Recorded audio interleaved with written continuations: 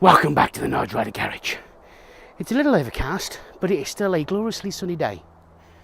And the wind's picked up a bit. But anyway, on this video, we're going to help out another subscriber. Stay tuned.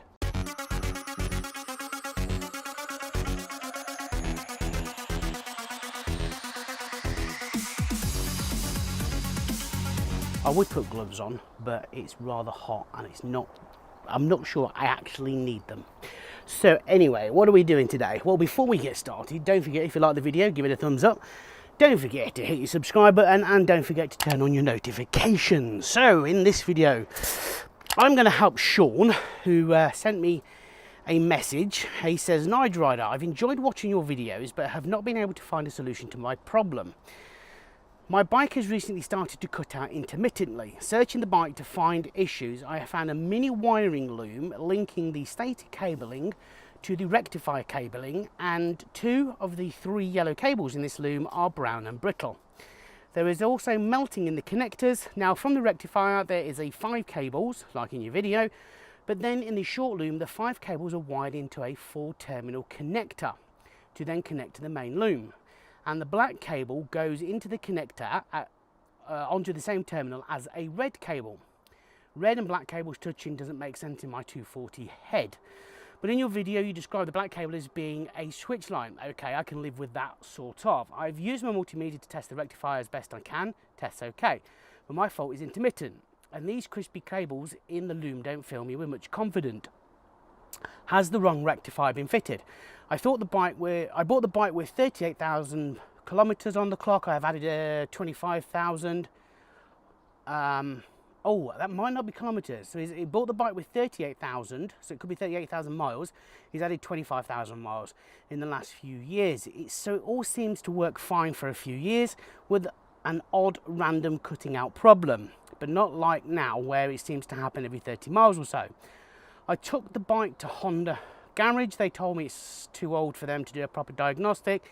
They didn't even really try. Fair enough. They also didn't charge me for their time, which was honest of them. And they told me I'm pretty much on my own. Riding just 12 or so miles home, it happened twice. Worse than ever before. Cutting and immediately powering 3 times in quick succession. So should I simply change the rectifier with a 3-pin, 4-pin one, which I reckon would match the original? What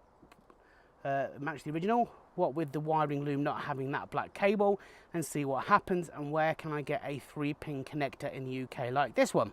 I believe he's referring to the 3-pin for the rectifier. Where's my rectifier cable? There's my rectifier cable. It's just there. So I'm assuming he's talking about this one here. Now I'm just wondering, from the rectifier, right, so from the rectifier there is 5 cables. So there's 5 cables coming for the rectifier, then that is the right one. As long as it's 2 black, 2 green, and, no, sorry, 2 red, 2 green, and 1 black wire, then that is fine. But it seems you've got a few issues. So first issue is this, right? On the Honda, green is negative. Always remember, green is negative. Black is usually a power or switching wire, and the same as red. Is either a power or switching wire. But anyway, green. Always remember, green is negative, okay? Now this is the dreaded orange block that a lot of people talk about. This is the thing that you need to check. It's usually taped in. So that's the regulator rectifier plug. So it's just literally from there, and you'll find it taped into the wiring harness loom. This is something that needs to be looked at. This, I don't think is a very good idea. I don't like it. It's horrible. But that's another issue altogether. Now, getting back onto this, it seems, and from what I can gather, with the regulator and rectifier issue with the Hondas, is that people have only checked about that much of the problem. Now, the generator, it is a 3-phase AC generator, so it's generating 3-phase electricity. It needs to change that from AC to DC, and the reason it does, or the way it does that, is through the regulator and rectifier. So the power, so the 3-phase power goes inside and it goes into this. This then changes it from alternating current to direct current, because that's what we want. But also, if you ever, I think when I checked these were something like 25 volts it's outputting, which is a hell of a lot of power. which you don't want all going into your battery because you'll just melt your battery. Again, I may be wrong, but that's going by memory from what I remember. So the power goes into there, it goes into there. The first thing the regulator rectifier does is rectify. Rectifies it from DC to AC. Yes, from direct current to AC, alternating current to direct current. That's it. Now, on here, these two wires are purely negative. So that's negative. So the power goes down to this. Now this power comes out of here. Now when it goes into the main loom, it splits up. It basically goes to the ignition switch, it goes to the fuse box, and it goes to other varying different areas that needs power. And obviously from the fuse box, it gets distributed elsewhere. Now the other thing as well is that with the power, with it going to the fuse box, it also goes to the ignition switch, which obviously on my bike is I've taken off, and it's over here, right? So it goes to the ignition switch. Now it comes back from the ignition switch, and it goes into, if I can find my ignition, so this is my ignition switch. So this black and red, the power goes back from that through the stop-start switch, which is on the handlebars, through another relay, back down to here, to this wire here. And basically what it's doing is it's feeding information to the regulator and rectifier, and that information needs to be around 12 volts so that the regulator rectifier can tell whether or not the battery is charging properly.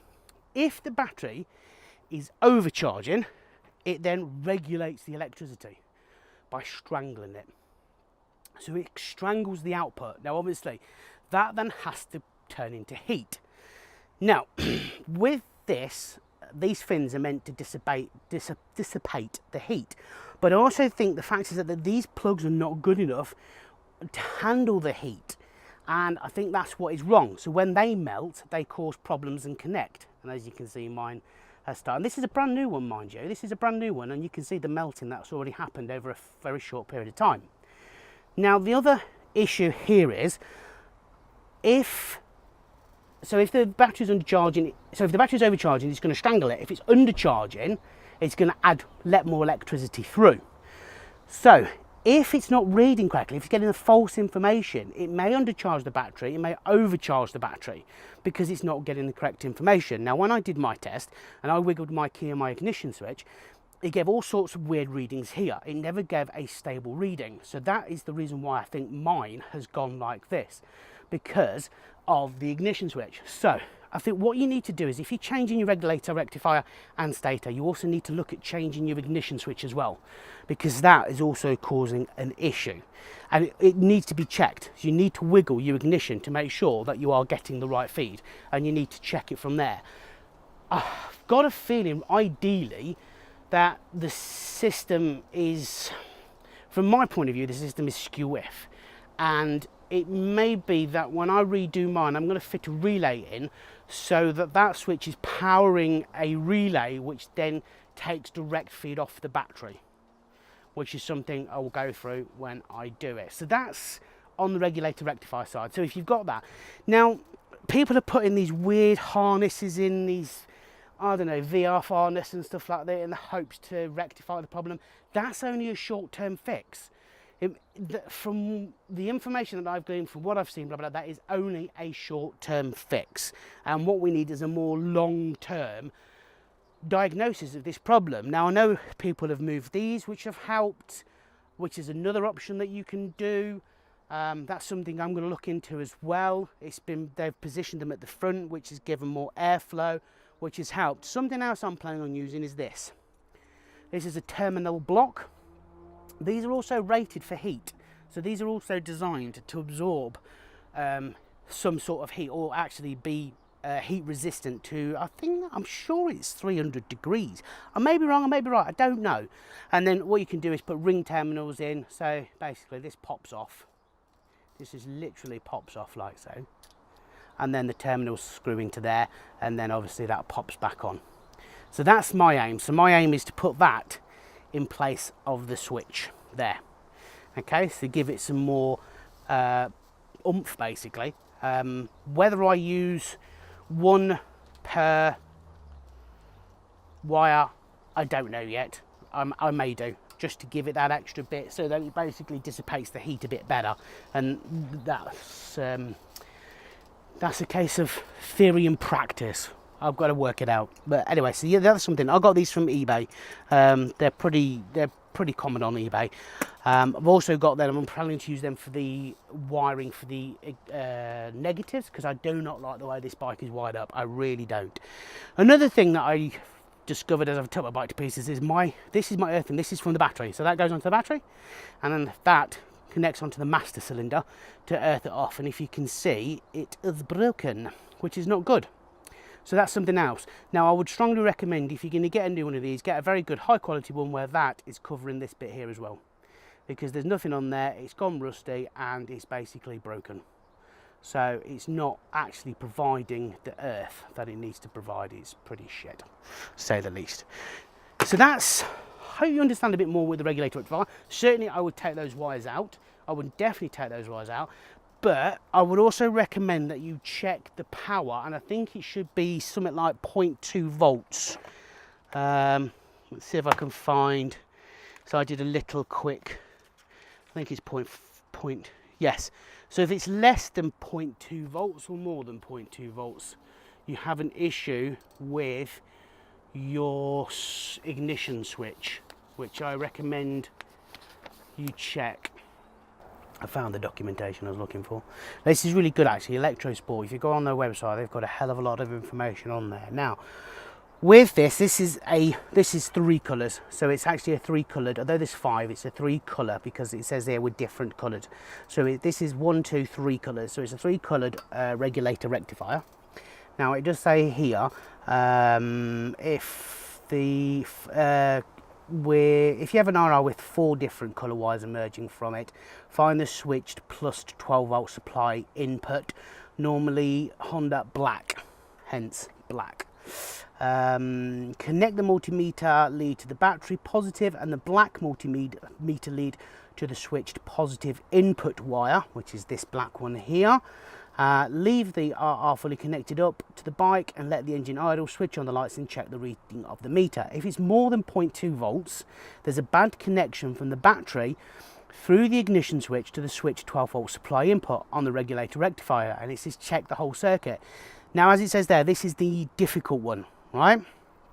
This is the most difficult one to actually diagnose, for the simple reason is you've got to start from there and work all your way back. Because that's the wire that actually indicates as to whether or not the battery's charging. So that's why I think we need a much better system than what we've currently got at the moment for solving this problem. Now, coming to the cutting out, that could be quite simply the fact is that you do need a new ignition switch. So the whole thing could be that you need a new ignition switch, because when I had mine, when I was turning the handlebars, every now and again it would cut out. It would literally stop and then repower back up again, and that was purely because there was a loose connection on the actual ignition switch, which was, believe it or not, was actually a loose connection in the plug. So there was a loose connection in the plug, so these terminals here, so there was a loose connection inside. So when I took these terminals, I had to take these terminals out and re-crimp them so that they'd actually fit tighter, because it wasn't making proper contact. So I would check that as well to make sure. Easy way to do that is just turn it on, violently turn your handlebars. If that doesn't work, take the front end off, find the ignition switch, find that plug and give it a wiggle and see if that has any effect to it. If it's still cutting out after that, then there's likely you're getting a short circuit from the melted wires, and I would strongly recommend that you look into that. Also check your fuse box to make sure you've not got a melted fuse in your fuse box, because this could actually cause a melted fuse in your fuse box. So I'm hoping that helps you out. I'm hoping you understand what I've just basically gone through. Okay, so always remember, green is negative. This is the dreaded orange plug. Find it, look at it, check it. This, they should be having 12 volts put through that. Be an idea to actually get your multimeter and actually just check how much voltage is going through, but it should be 12 volts. It should be a 12 volt switch system so that the regulator knows the battery's charging properly. Anyway, thank you very much for watching. I'll be back with another video. I'm still working on the bike, as you can see, and I hope to catch you again soon. So cheerio, goodbye, arrivederci, and enjoy the rest of your day.